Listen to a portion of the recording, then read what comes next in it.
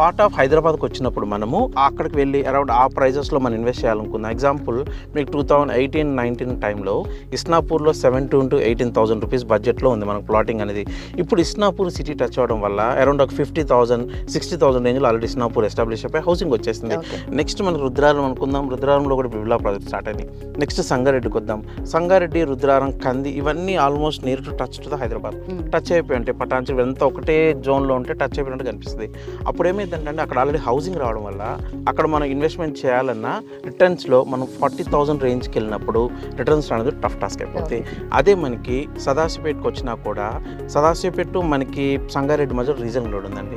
Regional road దగ్గరకు వచ్చిన 20-25,000 budget రేంజ్లో ఉంది. సో నెక్స్ట్ మనకు వచ్చేది కంకోల్ ఏరియా. కంకోల్ ఏరియాలో ప్రైజింగ్ అనేది కొంచెం లిటిల్ బిట్ అంటే కస్టమర్కి ఇన్వెస్ట్ చేసి రిటర్న్స్ వచ్చే ఛాన్స్ అయితే ఈ కంకోల్ ఏరియాలో లో బడ్జెట్ ఉండటం వల్ల హైరారిటీగా నేను ప్రిఫర్ చేస్తాను.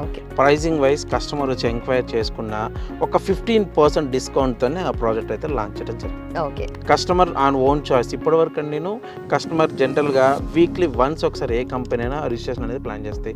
బట్ నేను ఈ 2 వెంచర్స్లో కస్టమర్కి ఏదన్నా మంచి రోజు అంటారు, చాలామంది మంచి రోజు చూస్తారు, ఆ రోజు వచ్చినా కూడా ఆ రోజు కూడా మేము రిజిస్ట్రేషన్ పెట్టాము.